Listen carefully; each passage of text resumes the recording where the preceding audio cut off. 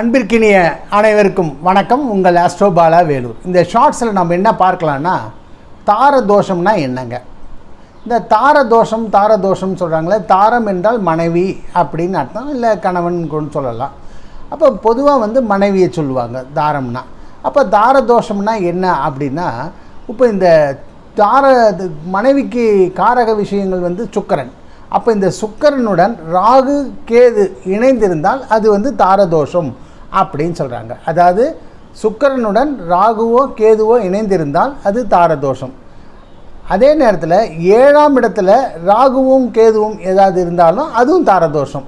அப்போது 7ஆம் இடத்துல ராகுவோ கேதுவோ இருந்தாலும் தாரதோஷம், சுக்கிரனுடன் ராகு சேர்ந்தாலும் தாரதோஷம், கேது சேர்ந்தாலும் தாரதோஷம் அப்படின்னு அர்த்தம். இந்த தாரதோஷம்னா என்ன? மனைவி வகையில் தோஷம் என்று அர்த்தம்.